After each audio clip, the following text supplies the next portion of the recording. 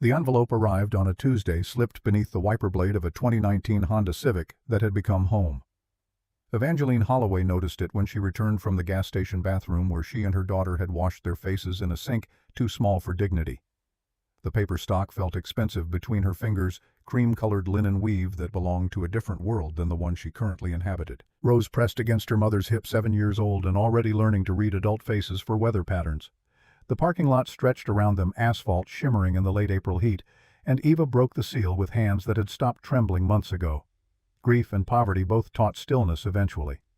The letterhead read, Whitmore and Associates, Cleveland, Ohio. Eva's eyes caught on a name she'd seen exactly 3 times in her life, all of them on her birth certificate's margins: Catherine Vanderbilt Holloway. Her great-grandmother, a woman her mother Margaret had mentioned exactly once before. Cancer took her voice permanently when Eva was barely old enough to remember. The letter's language had that particular attorney precision, each word measured and weighed. Catherine Vanderbilt Holloway, deceased, February 1975. Estate finally settled after complex probate proceedings. Sole remaining heir identified as Evangeline Margaret Holloway. Inheritance consisting of 2 railway passenger cars currently housed at Cleveland Transit Authority Maintenance Yard. Symbolic transfer value, $1. Recipient responsible for removal within 30 days of claim. Rose tugged at her sleeve. The child had learned not to ask questions that required answers about food or shelter, but curiosity still flickered in eyes too old for 2nd grade. Eva read the letter 3 more times. Railway cars, Cleveland. A great-grandmother she'd believed poor whose name carried Vanderbilt like a cruel joke. The envelope contained a second document, brittle photocopy of a title transfer dated 1954, listing 2 vehicles: Bud Rail diesel car passenger unit and Vanderbilt private car number. 1 designation, Catherine. That name punched through 32 years of careful compartmentalization. Eva had been 3 when her mother died, old enough to remember a voice reading fairy tales, not old enough to remember the stories that voice had carried about generations before. Her father had raised her alone, remarried when Eva turned 12, and the past became something nobody mentioned at dinner tables where moving forward felt safer than looking back. Julian had understood that instinct. Her husband's death 18 months ago crushed metal and state trooper notifications, and the particular violence of random chance had compressed time into before and after. The museum layoffs came 6 months later, budget cuts and last hired first fired, and the foreclosure notice 3 months after that, when grief made paying attention to mail impossible. The Civic held everything they owned that mattered. Rose's stuffed rabbit purchased at a hospital gift shop the day she was born. Eva's laptop nearly dead, holding digital photos and a resume that felt increasingly theoretical. 3 changes of clothes each. A sleeping bag that smelled like the breakdown lane of I-90 where they'd spent Thursday night after the shelter waitlist hit capacity. Eva's training as a museum curator had taught her to read provenance, trace ownership through documentary evidence, understand how objects carried history in their material existence. These railway cars represented something, though what exactly remained opaque. She'd been 12 hours away from calling the Cleveland Women's Shelter, from surrendering to a system that separated mothers from daughters for their own protection when this envelope appeared. The letter included a phone number. Eva used her last $10 of prepaid minutes to call it. The attorney, a woman named Patricia Whitmore, had a voice like expensive litigation and answered on the 2nd ring. Eva explained who she was, listened to confirmation of identity requirements, and asked the question that mattered. The cars had value. A pause, then careful legal phrasing. The vehicles themselves held scrap metal value, perhaps $200 to $300, if properly dismantled. However, Miss Holloway should be aware that claiming the inheritance required assuming all associated storage fees, currently accumulating at $75 per month since 1975, totaling approximately $43,000. Eva's stomach performed complex geometry. Patricia Whitmore continued, her tone shifting towards something almost sympathetic. The Transit Authority had agreed to waive accumulated fees in exchange for immediate title transfer and vehicle removal within 30 days. They wanted the maintenance yard space. Ms. Holloway could claim ownership for $1, sign the paperwork, but she'd need to arrange for the cars to be moved or scrapped within the deadline. Eva asked what happened if she did nothing.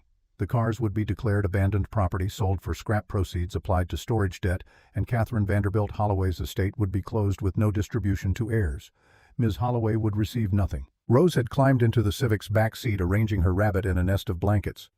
Through the windshield, Eva watched 18-wheelers navigate the truck stop's fuel islands, their drivers moving through routines that included homes and beds and the luxury of destination. Her phone battery showed 3%. Something in the name Catherine called to her. Vanderbilt carried weight. Even Eva recognized old money and railway empires and the particular American mythology of robber barons building cathedrals. The juxtaposition of that name with the poverty that had defined her mother's life, her own life, created dissonance that demanded investigation. Eva told Patricia Whitmore she'd be there Friday morning to sign the papers. The drive to Cleveland took 6 hours and most of their remaining gas money. Eva had called ahead, arranged the signing for 10 a.m., and arrived at the Transit Authority building with Rose fed on convenience store granola bars and the kind of determination that came from having exactly one option remaining. The building smelled like diesel fuel and bureaucracy. Patricia Whitmore materialized from an office that overlooked the maintenance yard carrying a folder thick with documents that required signatures in 14 places. Eva read every word, her curator's training refusing shortcuts, even when circumstances suggested speed. The bill of sale listed both vehicles. The passenger car manufactured 1952 current condition salvage only. The private car manufactured 1924 current condition unknown due to sealed access panels designated historical interest potential pending inspection. Eva's pen hovered over the signature line. $1 represented 2 days of the money she'd been rationing with calculator precision. But walking away meant returning to the Civic, to the shelter waitlist, to the particular desperation of watching her daughter's childhood compressed into sleeping bags and gas station bathrooms. She signed, handed over a single dollar bill that had been part of next week's food budget. Patricia Whitmore countersigned, notarized, and produced 2 keys on a ring marked with a number Eva didn't recognize. The attorney's expression shifted into something unreadable as she handed over the keys. Another piece of paper emerged from the folder, this one not requiring signature. A historical property notice filed in 1982 by the Cleveland Historical Society noting that Vanderbilt private car number 1 had been identified as potentially significant to regional industrial heritage. No action taken due to inaccessible condition and unclear ownership. Patricia Whitmore's voice dropped half an octave. She'd done some research after Eva's call. Catherine Vanderbilt Holloway appeared in census records starting 1925, listed as head of household with 1 dependent daughter.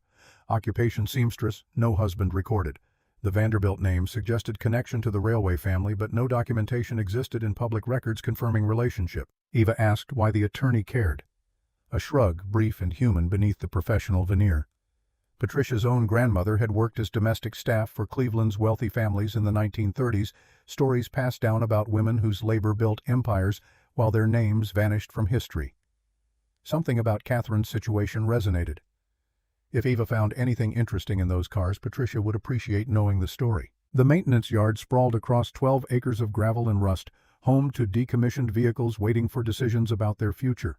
A supervisor named Eddie, 60-something, with hands that had spent decades holding wrenches, led Eva and Rose down a service road toward the farthest section of the property. His radio crackled with dispatcher chatter, mundane logistics of a Tuesday morning. Eddie had worked this yard 32 years. Remembered when they'd moved the Catherine car in from long-term storage back in '87. Nobody knew why it had been welded shut. City records showed the work order dated 1982, same year as that historical society notice. Something about structural instability and public safety. Though Eddie suspected the real reason involved lawyers and liability insurance and the kind of bureaucratic caution that sealed things rather than dealing with them. The cars waited at the yard's edge near a fence separating transit property from the Cuyahoga River's industrial corridor. Eva's first glimpse hit like cold water. The passenger car slumped on its wheelbase, a 40-ton corpse of mid-century engineering. Windows shattered or boarded graffiti declaring truths and profanities across panels that had once been painted Cleveland Transit Authority blue. The smell reached them before they covered the final 50 yards, decades of weather and neglect, creating its own ecosystem of rot. But the second car. Rose grabbed Eva's hand, suddenly uncertain. Where the passenger unit radiated abandonment, the private car held itself with different dignity. Smaller, darker, its panels showed rust and peeling paint, but underneath Eva could trace elegant lines that spoke to craftwork from an era when railway travel meant luxury. The windows had been covered with steel plates welded solid, and the entire car gave an impression of something deliberately hidden, rather than merely forgotten. Eddie unlocked the passenger car, first the door shrieking resistance as metal ground against metal. The interior had been gutted, seats removed for salvage value sometime in the past decades, leaving a hollow shell. Rose stayed outside while Eva climbed in, her feet crunching on debris that included beer cans, fast food wrappers, and the particular detritus of humans seeking temporary shelter. The floor had holes. The ceiling showed water damage, and what might have been mold or might have been something worse. This car represented exactly what Patricia Whitmore had implied, $300 of scrap metal if Eva could find someone willing to haul it away. Eddie watched her emerge, read the calculation in her expression. He'd seen it before, people inheriting industrial debris and discovering that ownership meant expense rather than asset. His radio crackled again, something about a parts delivery needing signature, and he excused himself with a promise to return in 20 minutes. Ava and Rose stood in the gravel alone with their inheritance. The morning sun had climbed high enough to make the rail yard shimmer, heat rising off metal surfaces in waves. Somewhere nearby, the river moved with its own industrial patience, carrying whatever the city fed it toward Lake Erie. Rose approached the private car, walking its perimeter with the careful attention children brought to new environments. She'd grown quieter these past months, adapting to instability with resilience that simultaneously made Eva proud and broke her heart. A 7-year-old shouldn't be this good at survival. The child stopped at the car's rear section, where the welded panels showed different construction than the rest of the vehicle. Her hand reached out, traced the seam where someone had added steel plating over what must have been original windows. Eva joined her, seeing what Rose's lower angle revealed. The welding looked professional but hurried, the kind of work done to seal something quickly rather than beautifully. Through a gap where panels didn't quite meet, Eva caught a glimpse of brass fittings, the kind of hardware that spoke to original luxury construction. The keys Patricia Whitmore had provided didn't fit any of the sealed doors. Eddie had mentioned that, warned her the private car's access had been blocked for 40 years.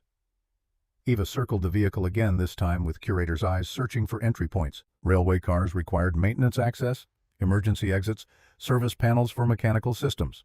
Near the coupling mechanism that would have once connected this car to others, Eva found what she needed. A maintenance hatch 2 feet square, its cover secured with bolts that had rusted into abstract sculpture. Rose appeared at her elbow, holding a tire iron retrieved from the passenger car's debris field, with the kind of practical thinking that made Eva wonder what her daughter would have been like if childhood had included stability. The bolts resisted, then surrendered. Eva pried the hatch cover free and peered into darkness that smelled like decades of trapped air, musty and chemical and wrong. Her phone's flashlight battery, now at 11%, revealed a crawl space beneath the car's main floor, mechanical components and steel framework and dust thick enough to muffle sound. Eva looked at Rose, at her daughter's expectant face, and made the decision that would define everything that followed. They climbed inside. The crawl space required hands and knees navigation, steel beams pressing close on both sides. Eva went first, phone light cutting through darkness, while Rose followed with child-sized fearlessness. The space smelled worse than it looked, something organic and patient that had been waiting a very long time. 30 feet of crawling brought them to an access ladder, steel rungs leading upward into the car's main level. Eva tested each rung before trusting her weight, felt rust flaking beneath her palms, and emerged into a space that stopped her breathing entirely. The interior had been preserved by its ceiling, protected from weather and vandalism by those welded panels. Mahogany paneling covered the walls, water-stained but intact, carved with Art Deco patterns that spoke to 1920s craftsmanship. Brass light fixtures hung from the ceiling, tarnished black but elegant in their oxidation. Velvet curtains framed the sealed windows, moth-eaten but still clinging to evidence of deep burgundy color. This wasn't a passenger car. This was a rolling palace, a private railway car from an era when the wealthy traveled in mobile mansions. Eva helped Rose up through the access hatch, both of them standing now in a space that measured perhaps 40 feet long and 12 feet wide, divided into distinct compartments by mahogany partitions. A sitting area occupied the front section, furniture long since collapsed into abstract shapes, but arrangement still visible. Beyond that, a dining space with built-in cabinetry showing mother-of-pearl inlay, and at the rear, separated by a door that hung askew on brass hinges, what had clearly been a bedroom. Rose moved toward the bedroom with the kind of magnetic pull children felt toward secret spaces. Eva followed, stepping over debris and through time itself. The room held ghosts of luxury, a brass bed frame, its mattress dissolved to dust, a vanity with an oval mirror glass still intact but silvering crept across its surface. A wardrobe built into the wall, its doors carved with patterns that Eva recognized from museum collections as late Victorian, transitioning toward Art Deco. The brass plaque caught light from Eva's dying phone. Mounted on the wall above the bed, tarnished but legible, it read, "Property of Vanderbilt Railways. Private car number 1, Catherine, 1924. Catherine. The same name on Eva's inheritance documents, the same name her great-grandmother had carried. This wasn't random railway equipment. This was a car built for someone specific, named for a woman whose existence had been carefully documented in some records and completely erased from others. Eva's museum training kicked into overdrive. Private railway cars in the 1920s represented the pinnacle of wealth and mobility.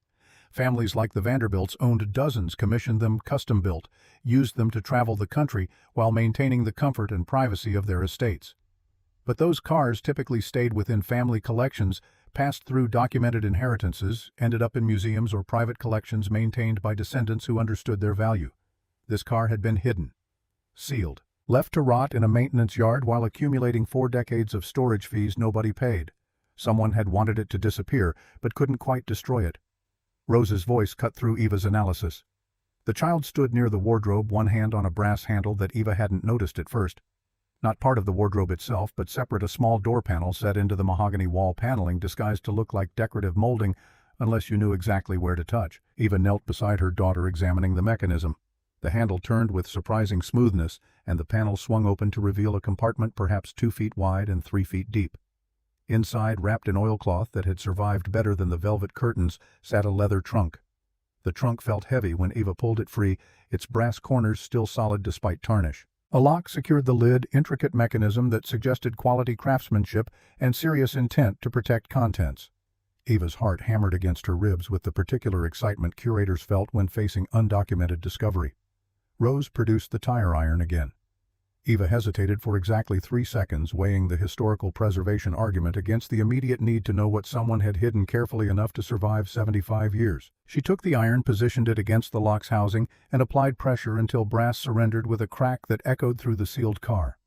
The trunk opened like a door to the past. No gold, no jewelry, nothing that would solve their immediate poverty. Instead, Eva found paper letters bound with ribbon that had once been cream-colored.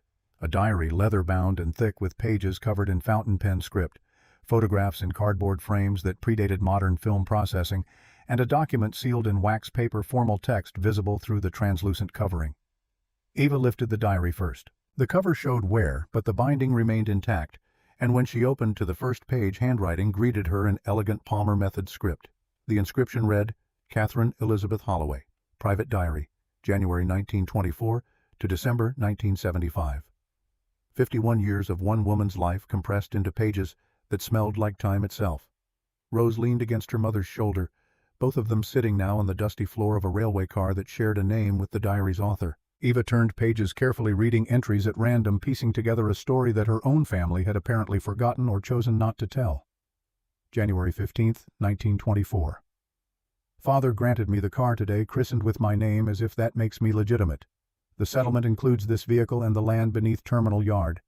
He says if the Vanderbilt name cannot be mine, at least the wealth can secure my daughter's future. Margaret will never know her grandfather's identity, but she will have what he owes us." Eva's breath caught. Margaret, her grandmother, born 1925 according to family records Eva had seen exactly once when applying for her own birth certificate years ago. Catherine had been pregnant when this diary began, March 3, 1924. The architect promises the car will be ready by autumn. Private bedroom, sitting room facilities for extended travel. Father says I can winter in Palm Beach, summer in Newport, as long as I never speak his name publicly. The shame of my existence must be contained within gilded walls. May 17, 1924. I met him at the railway station exactly as Father commanded. He wore a gray suit and looked at me as if I were a painting he'd commissioned and found disappointing. 15 minutes of conversation about nothing important, then he departed for New York. Father says this is how it will be: annual meetings to confirm my continued discretion. The price of my allowance is measured in silence. Eva flipped ahead, watching years compress into entries that grew shorter and more bitter.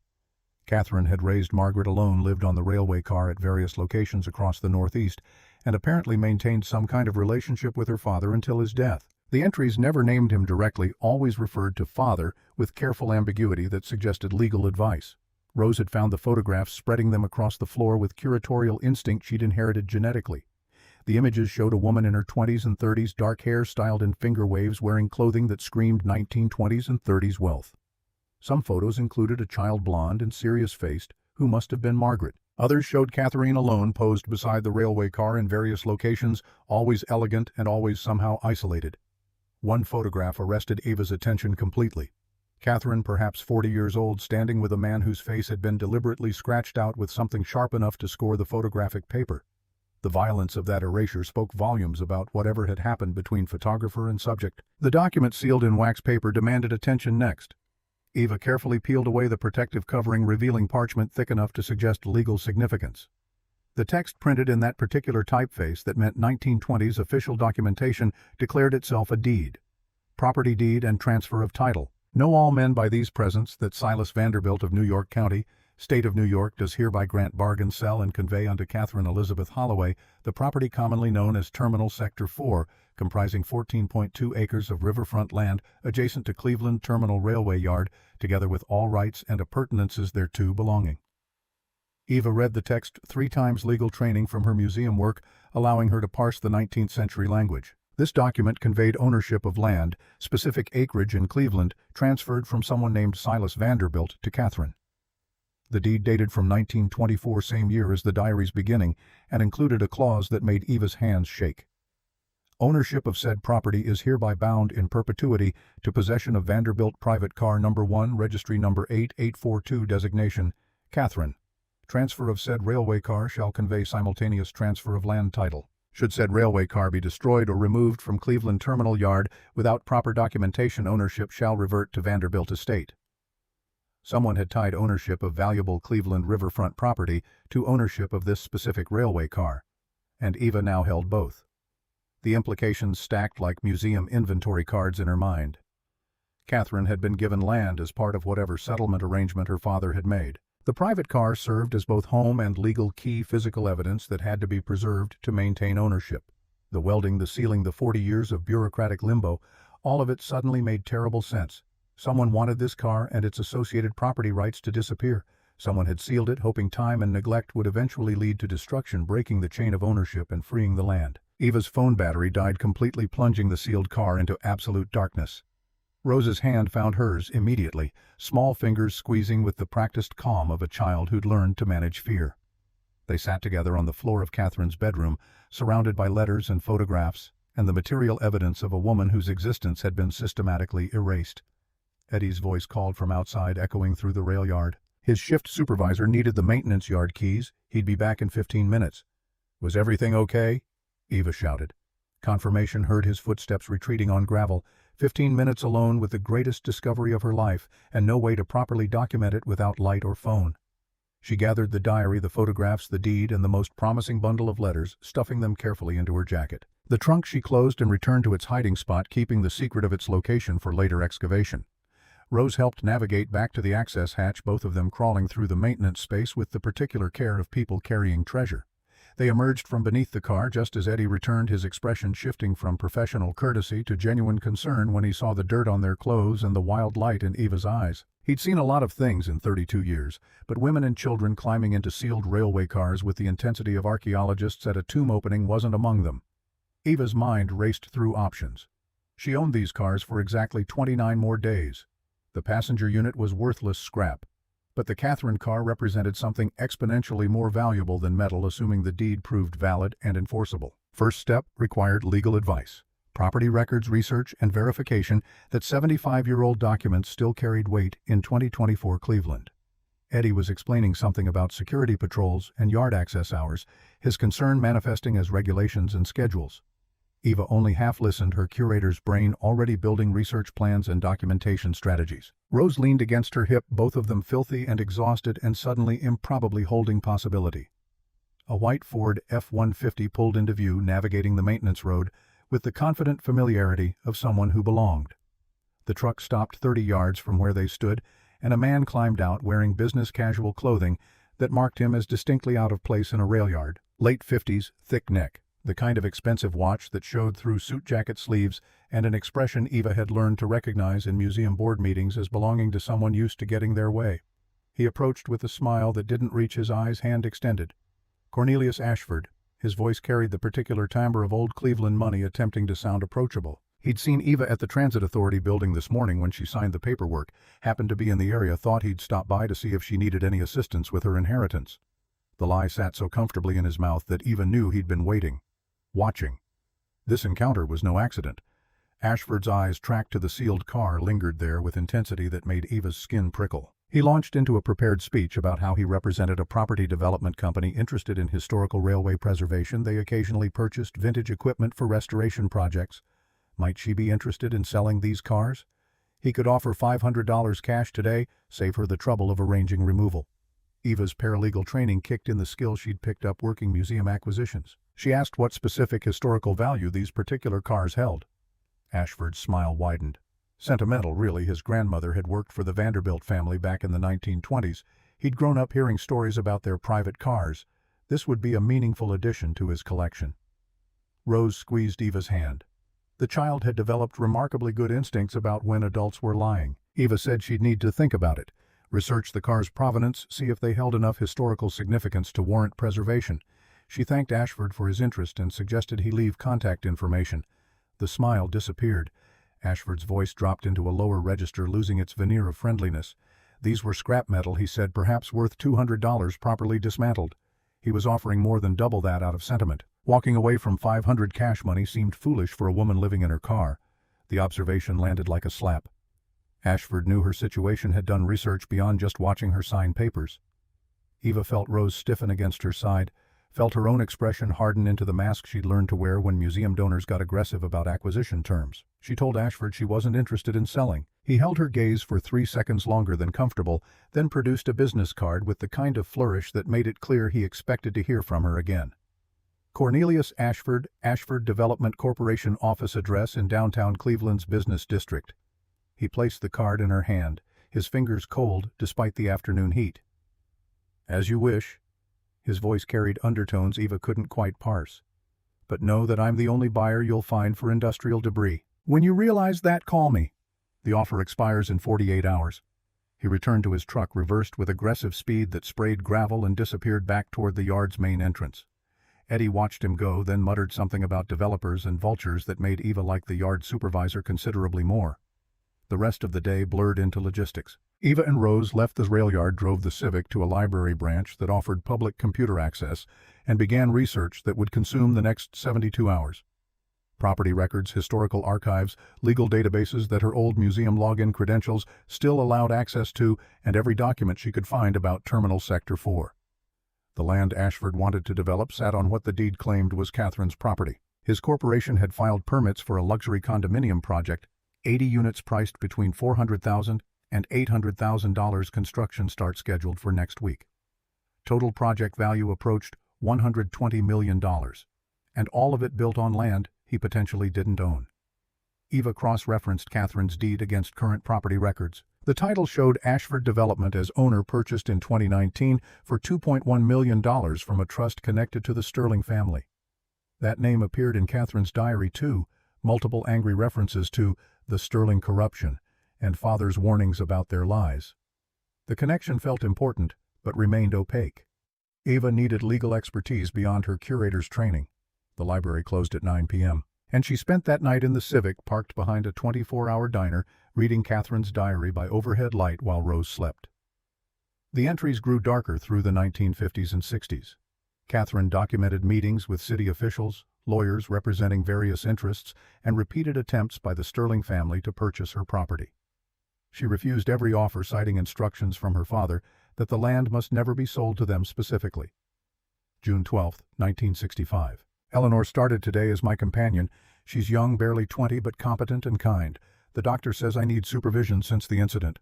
I haven't told Eleanor about the men who broke into the car last month, haven't mentioned the threats. She deserves to believe the world is safer than it is. July 3, 1968. Father is dead. The official cause is heart failure, but I know. The Sterling family has been threatening him for years about the terminal yard land. Now that he's gone, I am next. I've hidden the deed where only blood family would think to look. If something happens to me, perhaps Margaret will be brave enough to use it. December 30, 1974. Eleanor insists I see the doctor about the pain, but I know what it means. The same cancer that took so many women in the terminal yard neighborhood is growing in me now. The Sterling family poisoned their own land and everyone who lived nearby. They killed my daughter's future and called it progress. The diary ended there, 10 months before Catherine's death in 1975. The final entry felt like accusation and prophecy combined, naming her death as murder, even if cancer appeared natural. Eva closed the book as dawn painted the diner's windows gold. Rose stirred awake, reached for the stuffed rabbit that had become blanket and companion and transitional object all at once. They had 28 days left to move the railway cars, less than $50 remaining in Eva's possession, and evidence suggesting Cornelius Ashford's entire development empire rested on fraudulent property ownership. The smart play involved taking his $500, disappearing, and letting someone else fight battles that required resources Eva didn't have. The safe play meant calling the women's shelter, surrendering to systems designed to help people exactly like her, accepting that sometimes survival required giving up. Eva looked at her daughter at Rose's 7-year-old face, showing trust that her mother would make the right decision. Then she looked at Catherine's diary, at the leather cover worn smooth by decades of one woman's hands, documenting a life lived in the margins of power. Catherine hadn't surrendered. Catherine had hidden evidence, protected property rights, and refused to sell even when threats became violence. Catherine had been erased from history, but she'd left a map for whoever came after. Eva wasn't going to surrender either. She spent the morning at the library researching environmental lawyers who took cases on contingency. Found Thomas Reed's name on a website that specialized in toxic contamination litigation, noticed his office address was in a converted warehouse rather than downtown high-rise. Called and left a voicemail explaining that she had evidence of historic environmental crimes, active fraud, and needed representation immediately. Then she did something that felt simultaneously reckless and necessary. She drove back to the rail yard, found Eddie finishing his shift, and asked if he knew anyone named Eleanor Price. Eddie's expression shifted into something complicated. Eleanor Price had been yard supervisor back in the 70s. First woman to hold that position, retired in 1995 after 30 years of service. She'd lived in the same house near Terminal Yard for 50 years, assuming she was still alive. He'd heard she'd become a librarian after retiring, worked part-time at the Historical Society. Eva's hands were shaking as she wrote down the address Eddie provided from memory. Eleanor Price, Catherine's companion from the diary entries. A woman who might remember what had happened when Catherine died. The house sat 3 blocks from the rail yard, a modest bungalow showing 70 years of careful maintenance. Eva knocked on the door with Rose standing beside her, both of them still carrying dirt from yesterday's crawl through railway maintenance spaces. The woman who answered was 79 years old, according to Eva's rough math, white-haired and sharp-eyed, wearing a cardigan despite the warm afternoon. She looked at Eva's face for exactly 2 seconds before her expression crumbled into something between grief and relief. "You have her eyes." Eleanor's voice shook. "Catherine's eyes. I promised her I'd never tell anyone while the Sterling family had power, but I've been waiting 50 years for someone who mattered to come asking." Eva stood on the threshold, holding her daughter's hand, carrying Catherine's diary in her jacket, facing a woman who'd witnessed whatever truth had been buried alongside her great-grandmother. Behind them, the rail yard sprawled in afternoon light, 2 train cars waiting with their secrets and their strategic importance.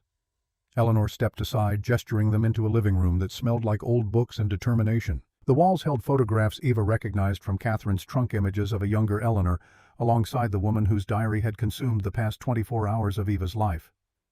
"Sit down." Eleanor's command carried the authority of someone who'd spent decades managing railway maintenance yards and historical archives. "I have 50 years of silence to break, and you need to understand what you've inherited beyond just train cars and land deeds." Eva and Rose sat. Eleanor disappeared into a kitchen, returned with tea and the kind of practical cookies that appeared during serious conversations. She settled into a chair that had been positioned for optimal viewing of both the front window and the photographs, a watchfulness suggesting old habits of surveillance.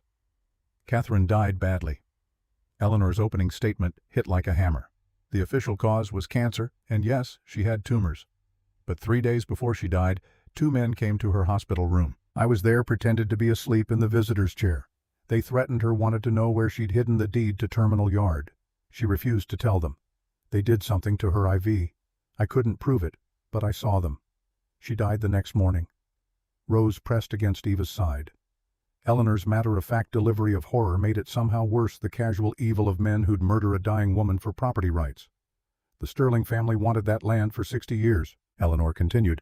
"They dumped toxic waste there in the 50s and 60s, paid off city inspectors, buried the evidence literally and figuratively. Catherine knew everything, kept records, but she also knew they'd kill her if she went public. Her father had tried to expose them and died for it. She chose survival, chose to protect the evidence for whoever came next." Eva pulled out the deed, the diary, the photographs. Eleanor's face transformed when she saw them, grief and triumph mixing into an expression too complex for language. She hid them in the car. Eleanor's voice was barely whisper. "Of course she did. The one place they couldn't touch without admitting the car mattered. They had it welded shut in 1982, tried to make it vanish through bureaucracy. I watched them do it, filed my own paperwork to block them from scrapping it outright. Kept that car alive for 50 years knowing someday Catherine's blood would come back." Eva asked the question that mattered. "What exactly is buried on Terminal Yard land?" Eleanor retrieved a box from a closet that had been waiting decades for this conversation. Inside, Eva found documents that Eleanor had quietly copied from city records before retiring, evidence of waste disposal permits that showed chemicals being dumped at levels that would cause cancer clusters for generations, maps marking exact burial locations, photographs of barrels being transported under cover of night, and a death certificate for Catherine that showed bruising inconsistent with cancer. Ashford is Sterling's grandson. Eleanor's voice hardened. Cornelius Ashford's mother was Victoria Sterling, daughter of the councilman who took bribes to allow the dumping. He knows what's buried there, knows the soil tests would stop his development, knows anyone who can prove ownership has the power to destroy him. Eva felt the weight of inheritance settling onto her shoulders. Catherine had protected this evidence through isolation and silence. Eleanor had protected it through bureaucratic persistence and strategic archiving. Now Eva held it all, sitting in a stranger's living room with her 7-year-old daughter, 28 days from forced removal of the only asset she owned. Eleanor leaned forward, her expression showing the particular fierceness of someone who'd waited half a lifetime for this moment. Catherine made me promise something before she died. She knew I'd survive, knew I'd be there when someone finally came looking. The promise was this: when her blood returned, I should tell them the truth, all of it, and I should tell them not to surrender. Eva's phone buzzed with a return call from Thomas Reed, the environmental lawyer. His voicemail from earlier had apparently caught his attention. She stepped outside to take the call, listening as Reed explained he'd done preliminary research after her message found her name connected to property records at Terminal Yard, and holy shit, did she actually have documentation of the 1950s toxic dumping. Eva confirmed she had evidence. Reed's voice picked up velocity. They needed to meet immediately.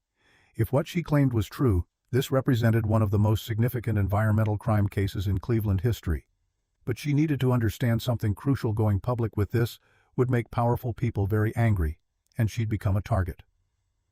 Eva looked through Eleanor's window at Rose, sitting beside a 79-year-old woman who'd spent 50 years protecting a dead woman's secrets. She thought about Catherine's diary about her own mother dying of cancer at 45, about 3 generations of women whose lives had been compressed and dismissed and erased by men who measured power in real estate development and political connections.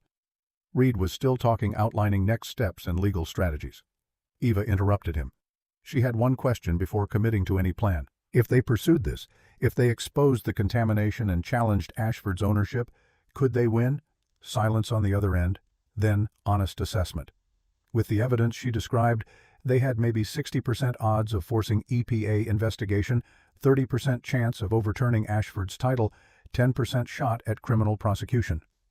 Those weren't betting odds for someone with resources. For someone with nothing to lose, they represented a different calculation entirely. Eva thanked him, said she'd call back within the hour, and disconnected.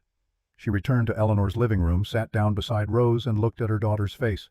The child deserved stability, safety, the particular luxury of childhood lived without adult weight. Taking Ashford's $500 would buy a week in a motel, time to figure out next steps, maybe enough breathing room to find actual employment. But Rose was watching her with Catherine's eyes, with the expectation that her mother would choose something bigger than immediate comfort. 7 years old, and already understanding that some battles mattered more than safety. Eva made the decision that would define everything that followed.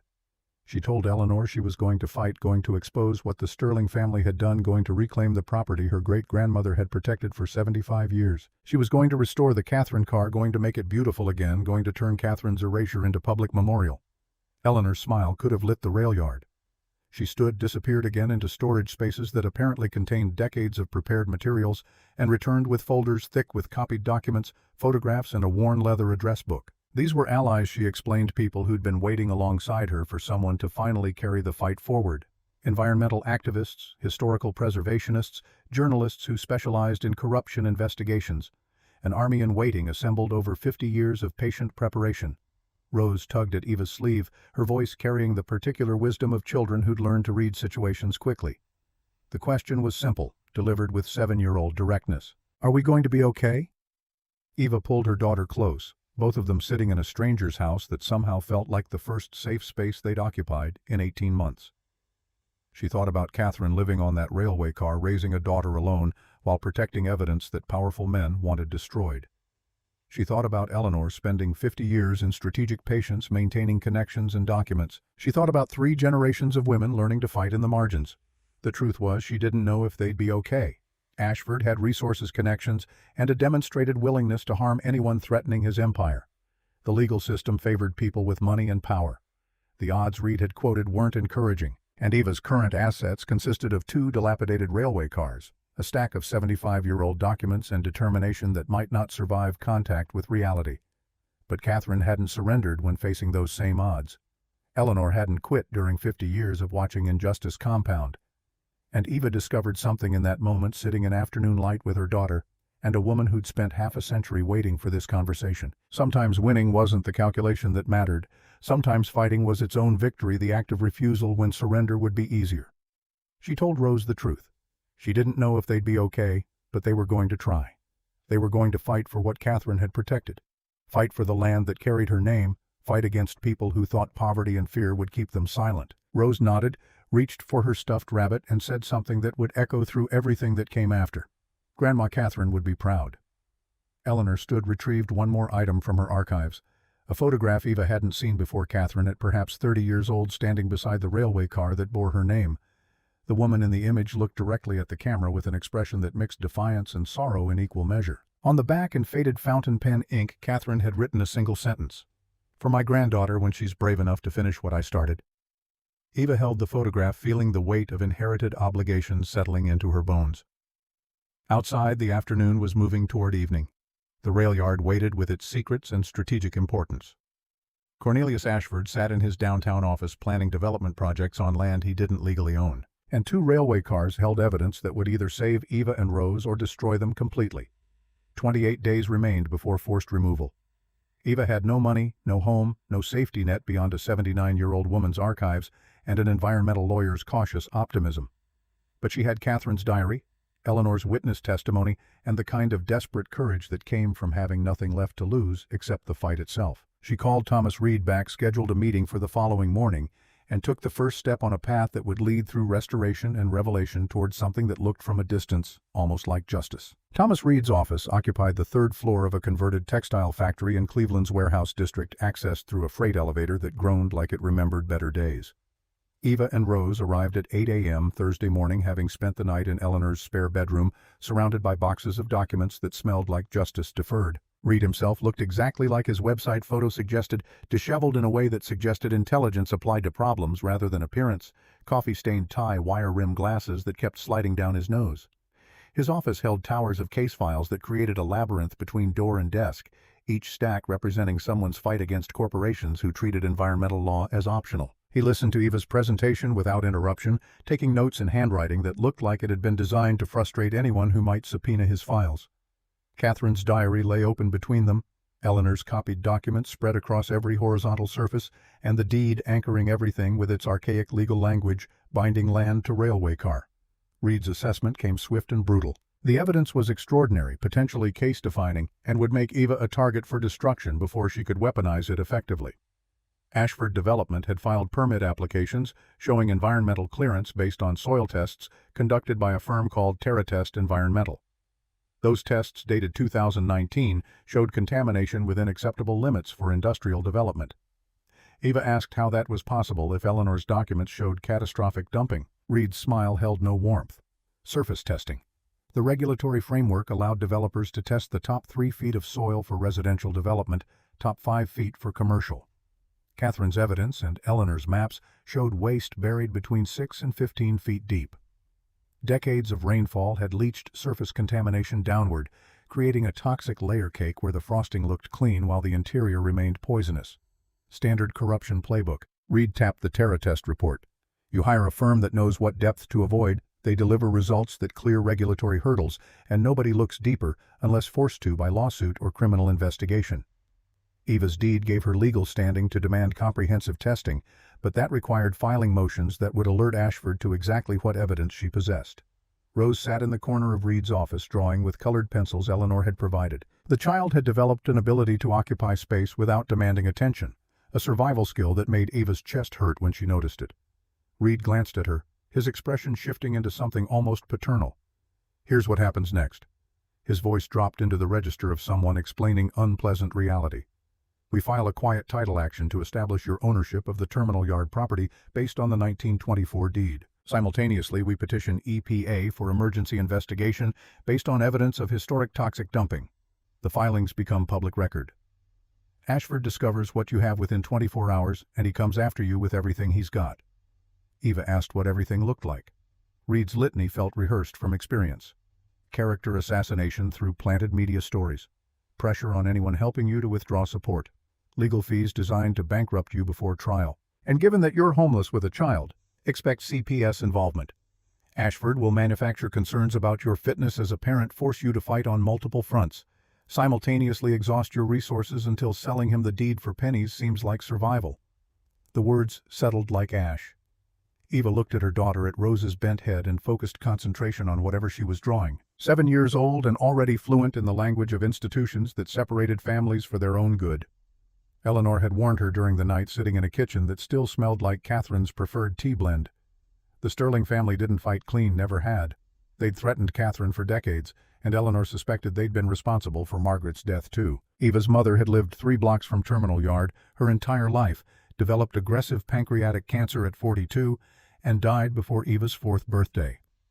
The same cancer profile affected dozens of families in that neighborhood during the 1980s and 90s, a cluster that should have triggered investigation but got buried under paperwork and political connections. Reed was still talking, outlining strategy and timeline. Eva interrupted with the question that mattered. If they fought and won, if they proved Ashford's title was fraudulent and the contamination was criminal, what happened to the land? Complicated answer. Reed leaned back in a chair that squeaked protest. The property would revert to your ownership, but as a contaminated Superfund site. EPA would mandate cleanup at estimated cost of $30 to $40 million. You'd be the legal owner of valuable waterfront property you couldn't develop or sell until remediation completed. That process typically takes 10 to 15 years. Eva absorbed the irony. Catherine's inheritance represented generational wealth locked inside environmental crime, unusable until someone spent a fortune making it safe. The Vanderbilt settlement had become a poisoned legacy in the most literal sense. But Reed's expression shifted. There's a federal program for innocent landowners affected by historical contamination. If we can prove the dumping happened before your ownership, that you had no knowledge or involvement, EPA covers cleanup costs and you retain title. After remediation, 14 acres of Cleveland waterfront would be worth somewhere between $8 and $12 million. Rose looked up from her drawing, her voice cutting through legal discussion with childish directness. Does that mean we'd have a house? The simplicity of the question silenced both adults. Reed's face performed complex calculations while Eva felt her throat close around responses that ranged from hopeful lies to crushing honesty. She settled for something in between, the kind of answer museum curators gave when provenance remained uncertain but promising. It means we'd have a chance, sweetheart, if we're brave enough to fight for it. Rose returned to her drawing, apparently satisfied. Children possessed remarkable capacity for accepting uncertainty when adults framed it as adventure rather than crisis. Reed pulled out retainer paperwork, standard contingency agreement for environmental litigation. 40% of any settlement or judgment, no upfront fees, client responsible for filing costs and expert witness expenses. Eva signed without hesitation, her museum training, recognizing that desperation made for poor negotiating position, and this was the best deal available to someone with negative net worth. The next 72 hours compressed into a blur of research and revelation. Eva spent days in Cleveland Public Library's archive room pulling historical records, while Rose attended the library's summer day program 3 floors below. The archive supervisor, a woman in her 60s who recognized Eleanor's name with immediate respect, gave Eva access to materials typically restricted to academic researchers. City Council minutes from 1952 through 1968 painted a portrait of systematic corruption. Councilman James Sterling had sponsored 23 separate zoning variances and land transfers affecting Terminal Yard property, each one facilitating industrial activity that would be felonies under modern environmental law. His name appeared alongside authorizations for waste disposal, industrial chemical storage, and reclassification of residential areas to industrial use, despite resident protests. Eva found death records next. Terminal Yard neighborhood during the 1960s through 1990s showed cancer mortality rates 3 times the Cleveland average. Pancreatic, liver, and lung cancers clustered in a pattern that screamed environmental causation. Margaret Holloway's death certificate sat among dozens of others, women and men who'd lived near the dumping site and died decades too young. The archive supervisor approached quietly, placing a folder on Eva's table with the reverence usually reserved for religious texts. She'd been pulling related materials all morning, following connections Eva's research revealed. This folder contained something the supervisor thought Eva needed to see. Inside, photographs from Cleveland Plain Dealer archives dated 1963. Aerial shots showing Terminal Yard from above, taken for some long-forgotten industrial development story. But in the background of several images clearly visible if you knew what to look for, trucks lined up near the exact coordinates Eleanor's maps identified as dumping locations. Barrels being unloaded under sodium lights that created harsh shadows.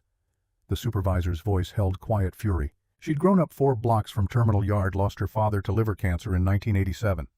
She'd spent 30 years in this archive watching people research Cleveland's industrial history, while the real story sat in files nobody connected until Eva walked in asking specific questions about specific dates. Eva photographed everything with her phone, now charged thanks to Eleanor's hospitality. The images would serve as evidence documentation of crimes hidden in plain sight because nobody with power cared enough to look.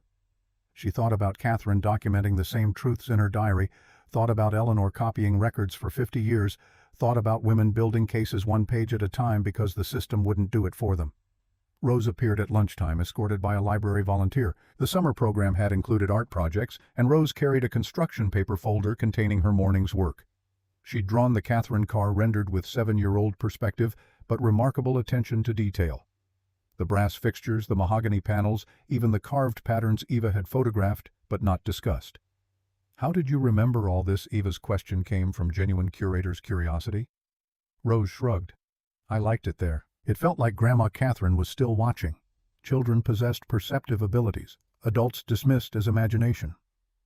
Eva wondered what her daughter sensed in that sealed railway car, what presence lingered in spaces where women had fought and lost and documented their resistance. That afternoon, Eva returned to the rail yard. Eddie greeted her with the tired acceptance of someone who'd stopped questioning why a homeless woman spent hours inside decommissioned train cars. She brought Rose this time, both of them entering the Catherine car through the maintenance hatch with practiced efficiency. Natural light filtered through gaps in the welded panels, creating cathedral effects that transformed rust into patina and decay into dignified aging. Eva had decided something during the night at Eleanor's house. She wouldn't just fight for this car legally, she'd restore it physically. The act of rebuilding would serve as public declaration, visible resistance against Ashford's attempts to erase Catherine's existence. Rose explored the bedroom compartment while Eva examined the sitting area's furniture remains. Beneath collapsed upholstery and decades of dust, the mahogany framing remained structurally sound. Victorian craftsmanship built to survive generations had nearly succeeded despite deliberate abandonment. With care and resources, Eva didn't possess this space could be beautiful again. "Mom." Rose's voice carried that particular note children used when discovering something simultaneously wonderful and slightly frightening. Eva found her daughter standing on the bed frame, small hands pressed against the ceiling panel above where Catherine had slept. The panel, decorative tin stamped with Art Deco patterns, had a seam Eva hadn't noticed before. Rose had felt it move when she'd climbed up to examine the light fixture. The panel lifted away to reveal a shallow space between ceiling and roof insulation, long since compressed to nothing. Inside that gap, preserved by the car's sealed environment, lay sheets of paper wrapped in the same oilcloth that had protected the trunk. Rose carefully handed them down, her 7-year-old face showing the solemnity of someone handling treasure. Eva unwrapped the oilcloth in the sitting area where light penetrated best. The papers weren't letters or documents, but drawings, child's artwork created with colored pencils and crayons that had faded to ghost versions of original brightness. Each drawing showed the same subject, a little girl and a woman inside a railway car, sometimes reading together, sometimes looking out windows at landscapes that changed from page to page. At the bottom of each drawing, in a child's careful printing, appeared a name, Margaret, and dates ranging from 1929 through 1937, Catherine's daughter documenting her childhood through art. Eva's breath caught. Her grandmother had hidden these, saved this evidence of a childhood spent mobile and isolated, living on a railway car, while other children attended schools and played in yards. The drawings showed remarkable detail considering the artist's age, and several included elements Eva recognized from the car's current condition. A brass lamp shaped like a tulip, a mother-of-pearl inlaid cabinet, a window seat with velvet cushions.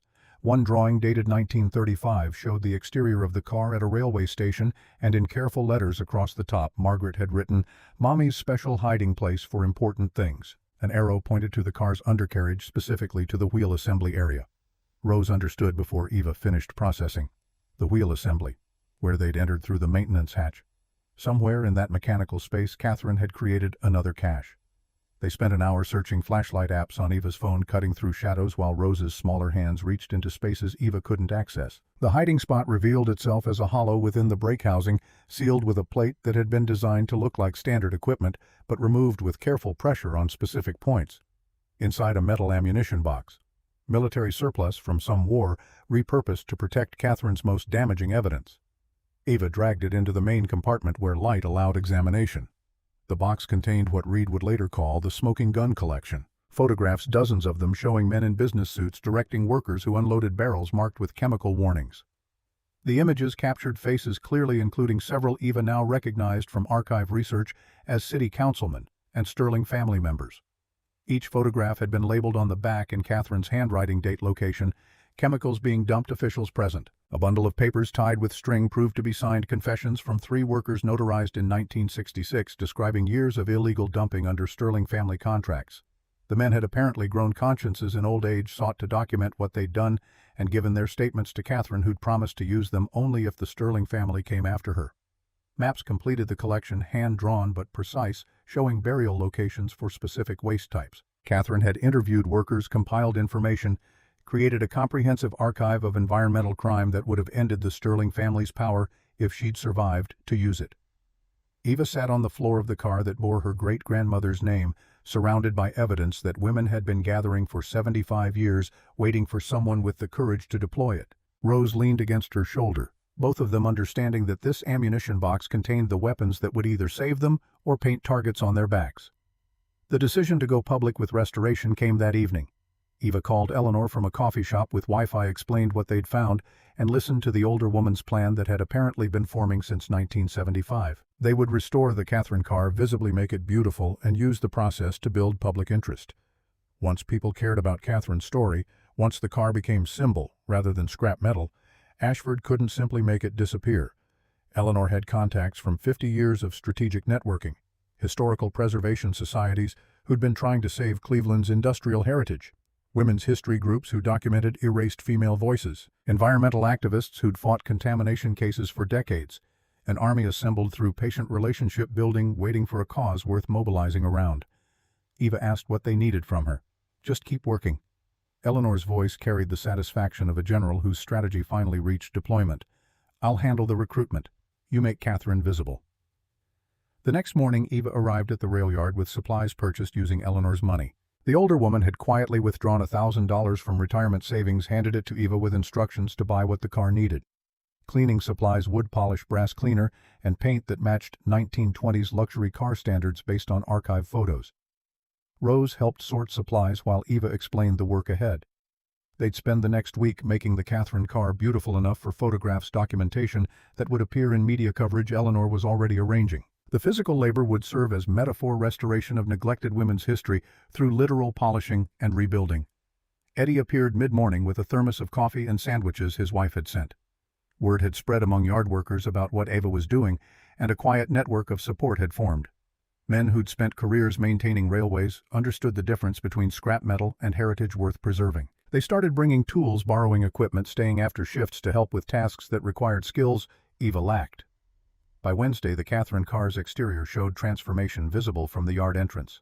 Graffiti removed rust, treated original paint colors beginning to emerge where Eva had carefully stripped away decades of neglect. The welded panels remained, but around them the car reclaimed dignity, Ashford noticed. His white F-150 appeared Thursday afternoon, parking with deliberate aggression near where Eva stood on a ladder cleaning the car's nameplate. Cornelius Ashford emerged wearing an expression that had moved past friendly manipulation into something colder. You're wasting time and money, his voice carried across the gravel. That car is worth exactly scrap value, and you have 21 days before the transit authority disposes of it for you. Eva continued polishing brass, not giving him the satisfaction of her full attention. Actually, I filed for historical designation yesterday. The car's protected pending review by the State Preservation Board. A lie, but a strategic one. Reed had indeed filed paperwork, though approval remained uncertain. The important thing was making Ashford believe Eva had protection he couldn't circumvent through simple intimidation. His face performed color changes that suggested internal pressure approaching dangerous levels. You're making a very serious mistake. I tried to help you, offered fair money for trash. Now you're forcing me to protect my interests. Eva climbed down from the ladder, faced him with the kind of calm that came from having already survived the worst thing she could imagine. Your interests are built on fraud, environmental crime, and covering up your grandfather's murders. I have evidence of all of it. The question isn't whether you're going to fall Cornelius, it's how many people you're taking down with you. The use of his first name landed like a slap. Ashford's eyes narrowed, calculating and cold. You're living in your car with a kid. I own 3 city councilmen, the building commissioner, and half the judges in this county. You think you can threaten me?" Eva's smile felt dangerous even to herself. "I don't need to threaten you. Catherine already did that 75 years ago. I'm just delivering the message." Ashford returned to his truck, reversed with violence that sent gravel spraying, and disappeared. Rose emerged from inside the car where she'd been listening, her face showing concern that children shouldn't need to carry. "Is he going to hurt us?" The question came quiet, rehearsed from previous experiences with men who shouted. Eva pulled her daughter close, both of them standing in afternoon shadow cast by the car they were fighting to reclaim. She wanted to promise safety, guarantee protection, offer the certainties that parenting required. But she'd learned that children trusted truth more than comfortable lies. "He's going to try. We're going to be ready." Ready arrived faster than anticipated. Friday morning, Eva discovered the Civic's tires slashed, all 4 deflated in the library parking lot where they'd spent the night. No note, no vandalism beyond the tires themselves, but the message landed clear. Ashford could reach her anywhere, anytime, and she had no recourse because proving his involvement meant resources she didn't possess. Eleanor arranged a loan car, an ancient Volvo that ran on determination and prayer. Eva drove to Reed's office with growing awareness that Ashford's escalation had begun. The lawyer confirmed her fears with news about CPS. An anonymous complaint had been filed alleging child neglect. Eva Holloway, living in a vehicle with her daughter, unstable housing situation, questionable mental state, evidenced by delusional claims about railway car ownership, and conspiracy theories regarding prominent businessmen. CPS had opened an investigation. Assigned caseworker Janet Rodriguez scheduled home visit for Monday. Home visit? To what home? Eva's laugh held edges sharp enough to cut. "I'm homeless. That's literally the complaint's foundation." Reed's expression showed he'd navigated this territory before. "You stay with Eleanor until the investigation concludes. We document your employment search, your temporary housing arrangement, Rose's enrollment in summer programs. We demonstrate this is a transition period following your husband's death, not chronic instability. And we do not mention the lawsuit or Ashford until absolutely necessary." The weekend passed in strategic preparation. Eleanor transformed her spare bedroom into evidence that Eva was a responsible parent enduring temporary hardship. Rose attended a weekend art program at the community center, providing documentation of structured activity. Eva applied for museum positions across Ohio, creating paper trails that showed employment effort. Janet Rodriguez arrived Monday at 10 a.m., a woman in her 40s who'd clearly seen every variation of family crisis Cleveland could produce. She interviewed Rose separately, asked about living conditions, food security, safety concerns. The child performed remarkably, describing their situation as an adventure while Mommy figured out the puzzle. Janet's report, delivered verbally before she left, acknowledged that while the housing situation wasn't ideal, Eva showed no signs of abuse or neglect. Rose was clean-fed, developmentally appropriate, and apparently resilient. The case would remain open with weekly check-ins, but removal wasn't indicated based on current assessment. Ashford had failed to weaponize CPS. Eva felt small victory in that, tempered by awareness that he'd try again with different tactics. The tactics evolved Tuesday when Eva discovered her bank account frozen. Fraudulent activity reported, investigation pending, funds unavailable until resolution. The account held $17, but the principle mattered. Ashford was systematically removing every resource, isolating her financially while building pressure from multiple directions. Wednesday brought character assassination. Cleveland Scene published an article about development disputes at Terminal Yard, featuring anonymous sources describing Eva as an unstable woman making wild claims about valuable property she'd purchased for $1. The piece questioned her mental health, referenced her homelessness, and painted Ashford as patient developer dealing with baseless harassment. Eleanor responded by activating her network. By Friday, 3 different historical preservation groups had issued statements supporting investigation of the Catherine car's historical significance. A women's history professor from Case Western published an op-ed about erased female voices in Cleveland's industrial past. Environmental activists organized a rally for the following week, demanding comprehensive soil testing at Terminal Yard. Eva continued restoration work, the physical labor providing ballast against Ashford's attacks. Each day the car grew more beautiful, its transformation documented by journalists Eleanor had cultivated. Local news ran a human interest piece about the homeless woman restoring her great-grandmother's railway car, framing Eva as sympathetic underdog rather than delusional squatter. The narrative began shifting. Public opinion, that fickle beast, started viewing Eva's fight as David versus Goliath rather than nuisance versus progress. Historical Society members volunteered restoration expertise. Strangers donated supplies. A contractor offered free labor repairing the car's interior, moved by his own grandmother's story of working as domestic staff for Cleveland's wealthy families. Rose thrived in the attention, her natural charm winning over volunteers who arrived expecting to help with manual labor and stayed for the 7-year-old's running commentary about great-grandma Catherine. The child had absorbed her mother's research, Eleanor's stories, and her own imaginative interpretation into a narrative she delivered with confidence that made adults smile and donate money they couldn't spare. Eva organized the public exhibition for the third Saturday 2 weeks after claiming her inheritance and 1 week before the forced removal deadline. Eleanor had secured permission from Transit Authority to host an event in the rail yard, transforming industrial space into venue for Catherine's memorial. The Catherine car served as centerpiece, now beautiful enough to photograph. Its exterior gleamed where Eva had stripped away neglect mahogany, visible through windows she'd carefully uncovered. Inside, the sitting room had been partially restored, furniture stabilized, brass, polished enough transformation to show what the car had been in 1924 when it represented Vanderbilt settlement rather than toxic legacy. Eva created displays around the car using poster boards and Eleanor's archival photographs. Catherine's life documented through images and diary excerpts carefully selected to tell story without revealing all evidence. Margaret's childhood drawings mounted and labeled showing the artist's progression from age 4 to 13, and prominently featured the nameplate declaring this car's identity and the woman it commemorated. The exhibition drew 200 people on a Saturday afternoon.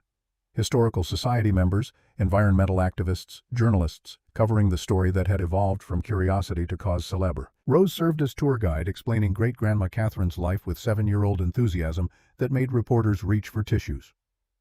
Eva gave a speech standing beside the car, her voice steady, despite awareness that Ashford sat in his truck at the rail yard's edge watching. She talked about women whose stories were stolen, families poisoned by industrial greed, and the particular courage required to document truth when powerful people demanded silence. Catherine Vanderbilt Holloway lived in this car and died protecting evidence of crimes that killed her daughter and granddaughter. Her words carried across the crowd, amplified by megaphones someone had provided. She couldn't fight in public because the men who'd poisoned Cleveland's land would have murdered her immediately. So she fought in private, gathering proof, hiding it where only family blood would think to look. Eva held up the photograph of Catherine standing beside the car in 1935, the same image she'd found in Eleanor's archive. "This is my great-grandmother. This car bears her name, and I'm here to finish what she started." The applause felt like armor. Eva pulled Rose close, both of them standing in afternoon light while cameras documented the moment. Somewhere in the crowd, Eleanor wept openly, 50 years of patience finally vindicated. Ashford left before the speech ended, his truck spraying gravel in retreat that looked increasingly like surrender. The aftermath arrived Monday morning. EPA announced formal investigation into historical contamination at Terminal Yard based on evidence submitted by environmental groups. Cleveland Plain Dealer ran a front-page story about the Catherine car, Catherine's life, and questions about Ashford Development's soil testing methodologies. And CPS called to schedule another home visit, this time following up on new anonymous complaints. The second complaint alleged drug use, unstable mental state, and child exploitation through media exposure. Janet Rodriguez arrived Tuesday with police officer escort, clearly uncomfortable but bound by protocol. She conducted a perfunctory search of Eleanor's house where Eva and Rose had been staying, finding nothing beyond evidence of stability and support. The officer, a woman in her 50s named Martinez, pulled Eva aside afterward. Off-the-record assessment, this complaint was harassment likely filed by someone with legal knowledge about how to weaponize protective services. Janet would close the case as unfounded but expect more complaints until Eva's legal situation resolved. Wednesday brought the breakthrough. A worker who'd participated in the 1960s dumping contacted Reed directly, having seen news coverage about the exhibition. Gerald Morrison, 83 years old, had carried guilt for 60 years and wanted to testify about what the Sterling family had ordered him to bury. His memory corroborated Catherine's maps, confirmed the photographs showed actual dumping, and provided new details about bribes paid to inspectors who looked the other way. Reed filed Morrison's affidavit with EPA and the county prosecutor's office. The walls around Ashford's empire began cracking audibly. Thursday's news cycle brought the fracture into public view. Channel 5 investigative team revealed that TerraTest Environmental, the firm that had cleared Ashford's development site, had been cited twice for fraudulent testing in other states. Their Cleveland permits were under review, their previous soil reports for multiple developments now suspect. Ashford's investors started calling. Pre-sold condo buyers demanded refunds. Banks sent representatives to observe the suddenly problematic development site, And someone leaked to the plane dealer that Ashford's mother Victoria Sterling had inherited Terminal Yard property in 1975, the same year Catherine died under circumstances Eleanor had publicly questioned during the exhibition. The connections became impossible to ignore. Media started investigating, rather than simply reporting, digging into Sterling family history and finding exactly what Catherine had documented 75 years earlier. Council votes bought with bribes, environmental violations systematically ignored, a pattern of corruption extending across 3 generations. Friday afternoon, Eva received certified letter from Ashford's attorneys, demanding she cease making defamatory statements, return all property illegally removed from the railway car, and vacate the premises immediately.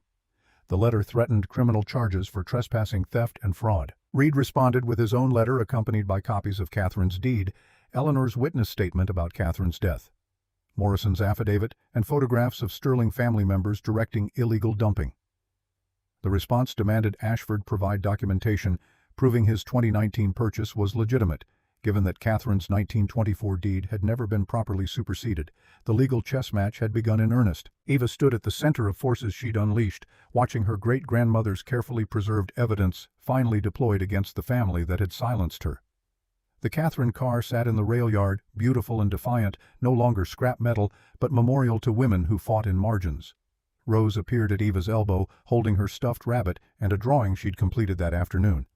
The image showed 4 women holding hands: Catherine, Margaret, Eva, and Rose herself. At the top, in careful letters, Rose had written, "We don't give up." Eva folded the drawing carefully, tucked it into Catherine's diary, where it would become part of the archive women had been building across generations. She thought about her mother dying at 45 from cancer caused by contamination the Sterling family had buried. Thought about Catherine documenting crimes while living in fear of murder. Thought about Eleanor spending 50 years in strategic patience. None of them had surrendered. None of them had accepted that wealth and power made justice impossible. They'd fought with the tools available to them, building cases one document at a time, protecting evidence for daughters and granddaughters who might be brave enough to deploy it. Eva looked at Rose, at her daughter's 7-year-old face, showing trust that fighting mattered even when winning seemed impossible. The child had lost her father, her home, her stability, but she hadn't lost the belief that her mother would protect what mattered. Saturday brought the final escalation Eva had been anticipating. She arrived at the rail yard to find police tape surrounding the Catherine car officer standing guard with expressions suggesting he'd rather be anywhere else. Eva approached slowly, Rose staying in the Volvo per instructions. The officer, a young man who looked fresh from the academy, explained that the railway car was now crime scene. Anonymous tip had reported discovery of human remains inside the vehicle, requiring investigation by the coroner's office and forensic team. Eva's laugh emerged bitter. No bodies, just a scared millionaire trying to prevent people from looking inside. The officer shrugged. Protocol required investigation regardless of probability. The car would remain sealed until forensic team cleared it, estimated timeline 72 hours. Eva recognized the tactic. Ashford couldn't destroy the car outright, but he could tie it up in bureaucratic process that would consume her remaining deadline. In 72 hours, her 30-day ownership period would expire. Transit Authority could reclaim the car, sell it for scrap, and everything Catherine had protected would disappear into industrial recycling. She called Reed immediately. The lawyer's response was succinct. "We file emergency motion for extension based on harassment by interested party. We document the pattern of interference, demonstrate Ashford's attempts to prevent you from exercising legal ownership rights. And we go nuclear with media coverage, make this about corrupt developer trying to silence environmental whistleblower." The weekend became warfare by press release. Eleanor coordinated with journalists while Reed filed motions, and Eva gave interviews explaining how Ashford was using government resources to protect his fraudulent development. Historical societies issued statements condemning the interference with heritage preservation. Environmental groups organized protest at City Hall demanding answers about why EPA investigation was moving so slowly. Monday morning brought unexpected ally. Victoria Sterling, Cornelius Ashford's mother and James Sterling's daughter, issued a public statement through her own attorney. At 82 years old, apparently motivated by something between conscience and self-preservation, she confirmed that her father, James Sterling, had been involved in illegal waste disposal during the 1950s and 60s. She'd discovered documentation in his papers after his death, felt obligated to come forward given current public interest. The statement stopped short of admitting knowledge about Catherine's murder or the fraudulent property transfer. But it provided enough official confirmation to transform Catherine's evidence from alleged conspiracy theory to documented fact. Victoria Sterling had broken ranks, choosing to distance herself from her son's actions before they dragged her down alongside him. The forensic team cleared the Catherine car Tuesday afternoon, finding exactly what Eva had told them. They'd find no human remains, no evidence of criminal activity beyond 75 years of dust. The officer who'd stood guard apologized for the inconvenience with genuine embarrassment, clearly aware he'd been weaponized in someone else's legal battle. Eva had 4 days remaining until deadline. Reed had filed extension motions still pending judicial review, and Ashford had run out of bureaucratic delays that didn't expose his own desperation. Wednesday brought the victory that changed everything. Federal judge granted Eva's emergency extension citing pattern of harassment and interference that prevented her from exercising property rights. She had an additional 60 days to arrange for the railway car's disposition with explicit protection against further interference by any party with financial interest in the property dispute. Ashford's lawyers filed immediate appeal, but the ruling stood pending review. Eva had breathing room. More importantly, she had judicial recognition that her claims held sufficient merit to warrant protection from powerful interests trying to silence her. Thursday morning, Rose woke with fever and complaints about stomach pain. Eva took her to urgent care where doctors diagnosed stress-induced gastritis. 7 years old and developing ulcers because her mother's fight for justice required her daughter to become collateral damage. Eva sat in the examination room afterward holding Rose while the child slept off medication and felt the weight of her choices settling like concrete. Fighting for Catherine's legacy was righteous and necessary and possibly going to destroy her daughter's childhood in the process. The equation didn't balance historical justice measured against a 7-year-old's well-being. Rose woke, slowly, reached for her mother's hand, and delivered the words that made Eva's decision impossible to reverse. "Don't stop, Mama. Grandma Catherine needs us to finish." Children possessed wisdom that devastated and inspired in equal measure. Eva pulled her daughter close, both of them sitting in urgent care room that smelled like antiseptic and fear, and made the promise that would define the next phase of their fight. "We finish together." Eva's voice was steady despite tears tracking down her face. "But when it gets too hard, when you need it to stop, you tell me." "Deal." Rose nodded against her mother's shoulder. "Deal." They returned to Eleanor's house to find the older woman waiting with news. EPA had scheduled comprehensive soil testing at Terminal Yard using independent contractors rather than Ashford's preferred firms. Results expected within 3 weeks with preliminary findings sufficient to halt construction if contamination exceeded industrial limits. The tipping point had arrived. Ashford's development project hung in balance dependent on soil tests he couldn't control. His investors were nervous, his permits under review, his family name attached to environmental crimes that carried criminal liability. Friday brought his response. Cornelius Ashford requested private meeting with Eva, no lawyers present, to discuss settlement that would benefit both parties. Reed advised against it. Eleanor suggested it represented desperation. Eva accepted anyway because sometimes watching powerful men beg provided its own satisfaction. They met at Neutral Location Coffee Shop in Cleveland Heights, equidistant from their respective territories. Ashford arrived looking older than his 58 years, the past 3 weeks apparently weighing heavy. He ordered coffee he didn't drink and opened with an apology so transparently insincere that Eva almost laughed. He offered her $5 million for the railway cars and the deed immediate payment, no further legal action. Eva could walk away wealthy, start over somewhere without the burden of her great-grandmother's toxic legacy. Ashford would handle the cleanup, restore the Catherine car properly, even establish a memorial in Catherine's name if that mattered to her. Eva let him finish before responding. The performance deserved completion. "Your grandfather murdered Catherine." Her voice carried clearly despite the coffee shop's ambient noise. "Your family poisoned 3 generations of my family and hundreds of others. You built your entire empire on fraud and environmental crime. And you think $5 million makes that acceptable?" Ashford's mask slipped. "What do you want? You can't develop that land, can't sell it, contaminated, can't afford cleanup even if EPA covers costs. You're holding property that's worthless to you and poison to me. We both lose unless we deal." Eva smiled and the expression felt like Catherine's ghost moving through her features. "I don't need the land to win. I need the truth to go public. I need your family's crimes exposed and prosecuted. I need every family poisoned by your grandfather's greed to know exactly who killed their parents and grandparents. The money is incidental. Then you're a fool." Ashford's voice hardened. "You'll spend years in litigation, exhaust yourself fighting while I tie you up in appeals and motions. Your daughter will grow up in poverty while you chase abstract justice that won't feed her or house her. Take the money, Miss Holloway. It's the only sensible option." Eva stood, gathered her coat, and delivered the line she'd been rehearsing since accepting this meeting. "Catherine lived in that railway car for 50 years rather than surrender to your family. Eleanor waited 75 years for someone to finish the fight. I can certainly manage until your empire collapses. And Cornelius, It's collapsing faster than you think." She left him sitting in the coffee shop, expression showing calculations that would keep him awake for weeks. The offer had been desperation disguised as generosity, and her refusal removed his last hope of controlling the narrative.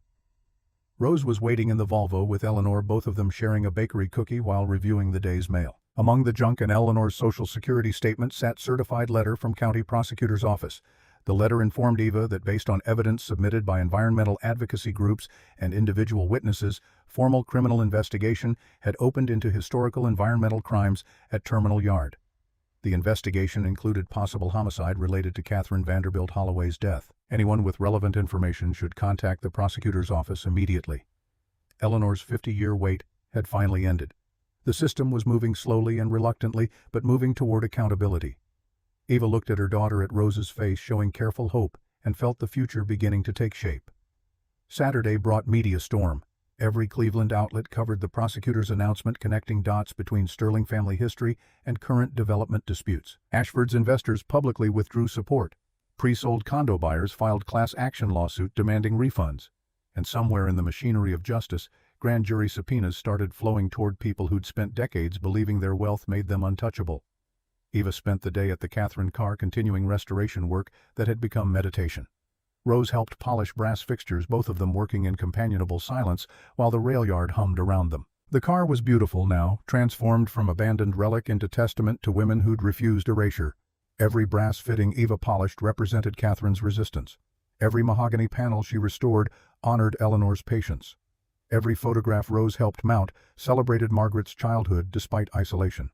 Eddie stopped by with his wife, both of them bringing homemade dinner and congratulations that felt premature but welcome. The yard supervisor had watched Eva fight for 3 weeks, witnessed her transformation from desperate homeless woman to someone who'd challenged Cleveland's development establishment and survived.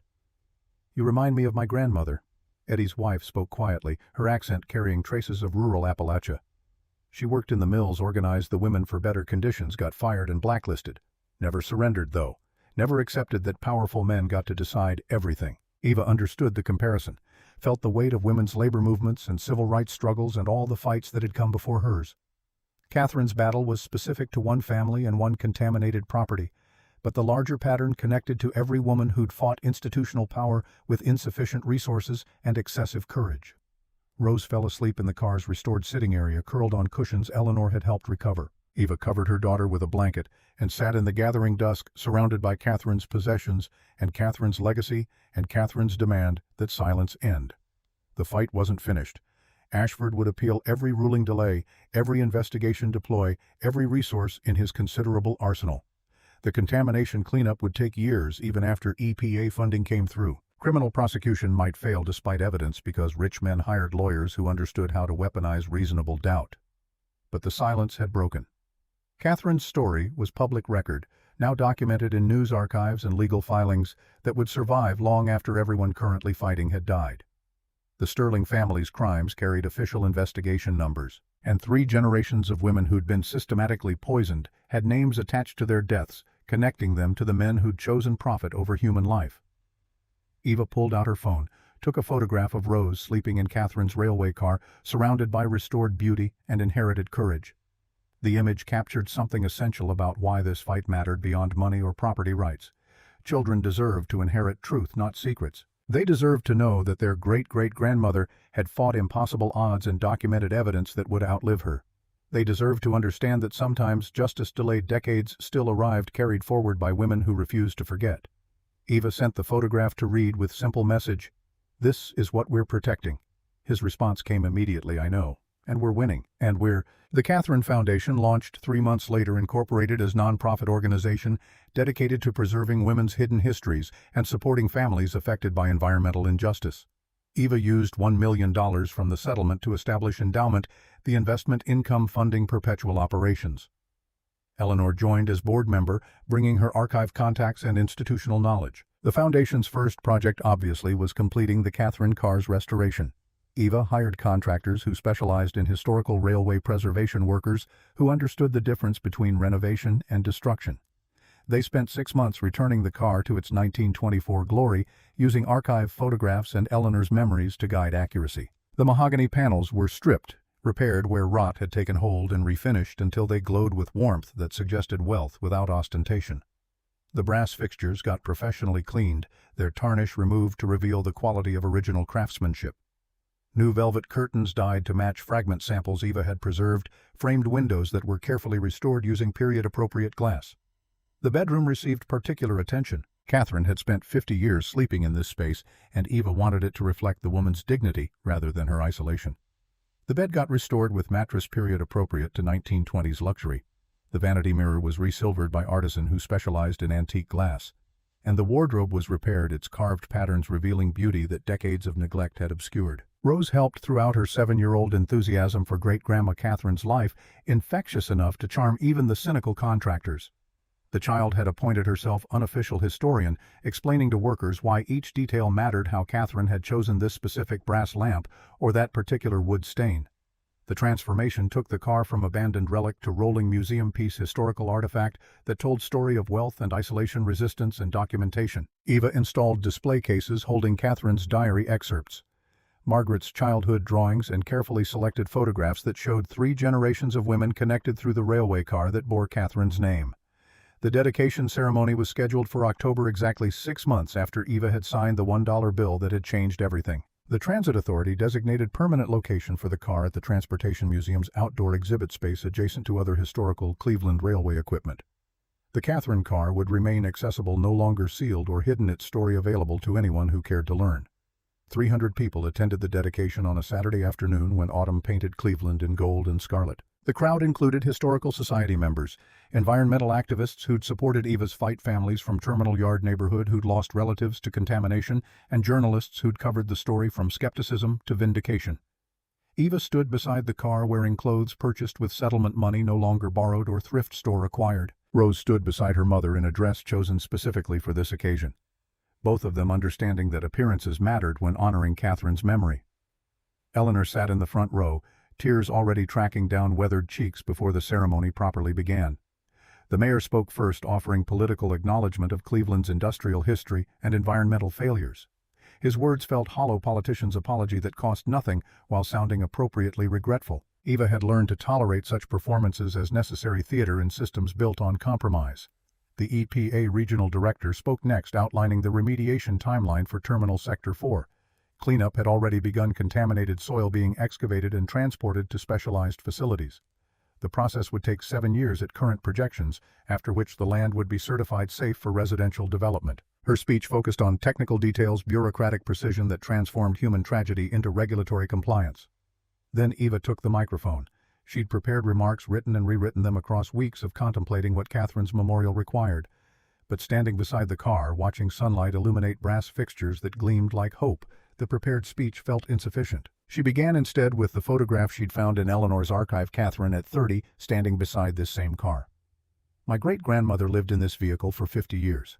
Not because she chose mobile life as adventure, but because men with power decided she didn't deserve stable home or family legitimacy or the safety that came with belonging. She was Vanderbilt's daughter by blood but not by name, given this car and the land beneath Terminal Yard as settlement for the shame her existence caused. The crowd had quieted completely, 300 people suddenly aware they were witnessing something beyond political ceremony.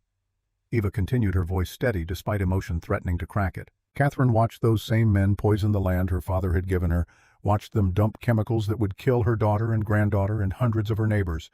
She documented their crimes, knowing that speaking publicly would mean her murder. So she fought in silence, gathering evidence, protecting it for descendants brave enough to use it. Rose had moved closer, standing now directly beside her mother. Eva rested one hand on her daughter's shoulder while holding the photograph in the other. My mother died of cancer caused by the contamination, Catherine documented. My daughter and I were homeless, living in our car when Catherine's inheritance found us. We bought these railway cars for $1, and inside we found 75 years of preserved evidence that women had been building across generations. The dedication plaque, bronze mounted on granite base, had been installed beside the car's entrance. Eva gestured toward it, reading the inscription aloud for those too far to see. The Catherine Vanderbilt Holloway Memorial Car, in honor of all women whose stories were stolen, whose labor built empires while their names vanished from history, whose courage survived in documents and daughters. This car represents more than one woman's resistance. Eva's voice carried clearly across the assembled crowd. It represents every woman who fought in margins, who documented truth when speaking it meant death, who protected evidence for daughters and granddaughters who might live in better times. Catherine's silence wasn't surrender. It was strategic patience, understanding that some battles span generations. Eleanor stood from her seat, moved to join Eva and Rose beside the car. The three of them stood together, 79 years old, 32 years old, 7 years old, representing the timeline of resistance that had brought them to this moment. Eva continued her prepared speech, forgotten in favor of truth that mattered more than polish. The men who poisoned this land thought they'd won when they silenced Catherine. They thought burying evidence would bury their crimes. But women remember. We document. We preserve. We pass truth forward like inheritance more valuable than property. Her hand tightened on Rose's shoulder. My daughter knows her great-great-grandmother's story. She knows that courage isn't always loud. Sometimes it's the quiet work of writing down truth, hiding evidence where family blood will find it, refusing to surrender, even when surrender would be easier. The crowd began applauding before Eva finished, but she raised her hand, requesting they wait. One more thing needed saying, the line that would appear in coverage and define the memorial's meaning. Silence ends when women stop accepting it. Catherine's silence ended the moment her great-granddaughter found the courage to finish what she started. The applause that followed felt like waves rolling across the assembled crowd in surge that suggested people understood they'd witnessed inflection point. After the ceremony, families from Terminal Yard neighborhood approached with their own stories, each thanking Eva for making their losses visible, for connecting individual tragedies to systematic crimes that deserved prosecution. The criminal trial began the following February. Federal prosecutors bringing charges against Cornelius Ashford that included wire fraud, conspiracy to violate environmental statutes, making false statements to government officials, and racketeering. The trial lasted 6 weeks, media covering every revelation about Sterling family corruption and systematic poisoning that had killed hundreds across 7 decades.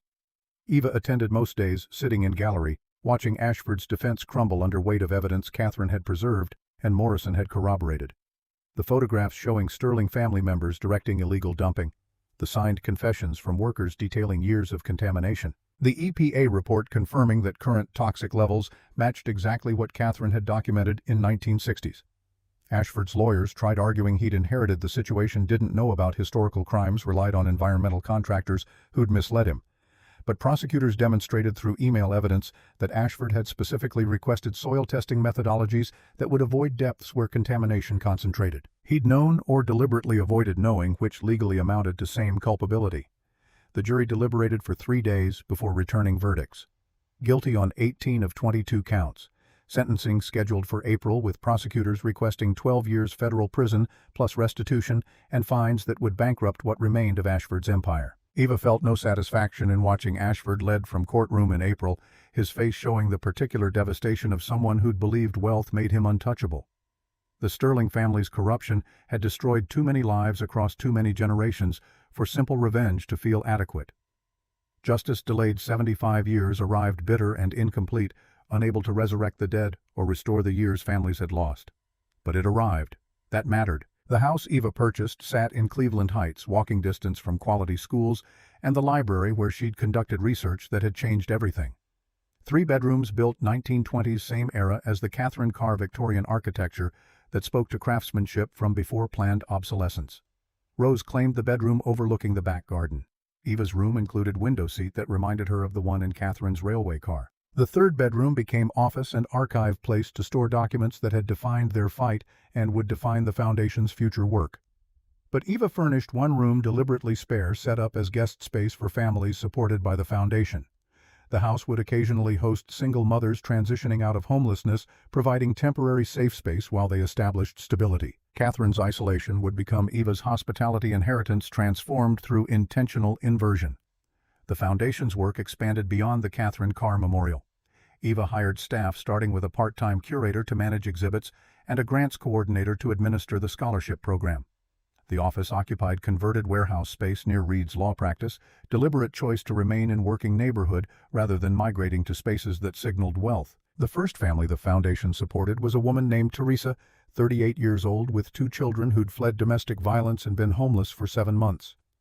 Eva offered what she wished someone had offered her: 6 months of rent support, childcare, assistance, job placement help, and most importantly, belief that her situation could change. Over the following years, the foundation supported 50 families annually, providing transition assistance that combined financial support with the kind of community that institutional systems often fail to offer. Eva hired staff who'd themselves survived homelessness, poverty, domestic violence, creating organization built on lived experience rather than abstract charity. Rose thrived in stability, enrolling in elementary school, bringing home friends for playdates, joining art club, and starting therapy with psychologists who specialized in children who'd experienced trauma. The ulcers that had hospitalized her during the legal battle faded as stress levels decreased and regular meals became reliable rather than aspirational. Terminal Sector 4's remediation completed after 6 years of intensive cleanup funded through EPA Superfund provisions. The land sat empty, 14 acres of Cleveland waterfront, waiting for development that Eva hadn't yet decided to pursue. She'd received offers from developers, but part of her considered donating the land for public park memorial to the families poisoned by sterling greed. The decision remained unmade, possibility stretching ahead like the river that bordered the property. 5 years after the dedication ceremony, Eva stood in the Catherine car during its annual memorial service, an event that had become tradition for Terminal Yard neighborhood families. The car gleamed with professional maintenance, hosting exhibits that rotated quarterly, showing different aspects of women's hidden Cleveland histories. Rose, now 12 years old, served as junior docent, explaining exhibits to visitors with confidence that made Eva simultaneously proud and nostalgic for the 7-year-old who'd helped discover Catherine's trunk. The child had grown into a young woman who understood that inheritance meant more than money, that courage came as documentation and patience and refusal to accept erasure. This year's exhibition focused on domestic workers, women who'd labored in wealthy homes while their own families struggled. Eleanor had contributed photographs and oral histories she'd collected across decades. The displays showed women whose names appeared in no official records, but whose labor had enabled the industrial fortunes Cleveland celebrated in its museums. The memorial service had evolved into celebration rather than mourning, honoring Catherine not as victim, but as strategic documenter whose patience had outlasted her oppressors. Eva spoke briefly, thanking attendees for remembering women who'd been systematically erased from official history. Then she invited anyone who wanted to share stories about their own family members whose labor and lives had been undervalued. The stories came like testimony, women and men speaking names aloud that had never appeared in city archives or museum exhibitions. Grandmothers who'd worked factory lines, grandfathers who'd built infrastructure while their neighborhoods remained unserviced, parents who'd survived contamination long enough to raise children who would fight for justice delayed by decades. Each story added to the archive Eva was building through the foundation documentation that would survive her own lifetime and continue the work Catherine had started. Women's history preserved not through official channels that had failed them, but through deliberate community effort to remember what systems preferred to forget. As the service concluded and attendees dispersed, Eleanor approached with Teresa and her now teenage children. The first family the foundation had supported 5 years earlier had become volunteers, Teresa serving on the board and her daughter interning as junior curator. The cycle continued, women helped becoming women who helped others, inheritance passed forward through example rather than just documentation. Eva walked through the Catherine car one final time that afternoon, Rose beside her as always. The car felt different now, no longer evidence or battleground, but genuine memorial to women who'd deserved better than history had given her. Visitors came, weekly school groups and historians and random tourists who stumbled onto the story and found themselves moved by Catherine's documented resistance. They paused in the bedroom where Catherine had slept for 50 years, where Eva and Rose had first discovered the hidden trunk. The brass fixtures gleamed, the mahogany panels glowed, and through the restored windows afternoon light painted everything gold. This space had witnessed isolation and documentation, fear and courage, one woman's refusal to let powerful men erase truth. Rose had decided she wanted to become historian, document women's lives that official records overlooked. She'd already started interviewing Eleanor, recording oral history that would preserve 50 years of strategic resistance for archives that would outlive them all. The child's school project last semester had focused on Catherine's life, presentation so compelling that her teacher had invited Eva to speak to the entire 7th grade about women's hidden histories. "Mom," Rose's voice pulled Eva from reflection. "Do you think we finished what Grandma Catherine started?" Eva considered the question seriously, her daughter deserving honest answer rather than comfortable platitude. The Catherine car stood as memorial, beautiful and public. The contamination cleanup had restored land Catherine had protected. Ashford served federal prison sentence. The foundation supported families Catherine would have recognized as deserving help. Margaret's name lived on through scholarships. Eleanor's 50-year wait had concluded in vindication, but women's stories still got erased.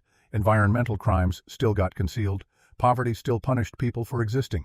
The larger fight Catherine had been part of would continue long after Eva and Rose had gone.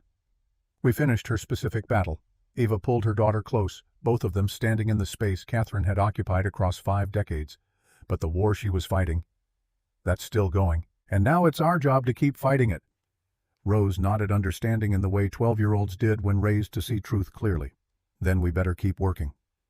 They walked out of the rail yard hand in hand, leaving the Catherine car gleaming an October light monument to all the women who'd fought in margins and won through patience that outlasted their oppressors. Behind them, Eleanor locked the exhibition space, her 84-year-old hands steady as they completed the ritual she'd been performing for 5 years, guardian of stories that would outlive them all.